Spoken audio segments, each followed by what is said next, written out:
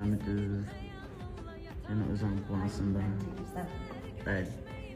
Salamlayıram hər kəsi. Bu günlərdə mənə çox əziz olan, həm də həmkar Köhnə xanım kimi doğum günü gəlmişəm.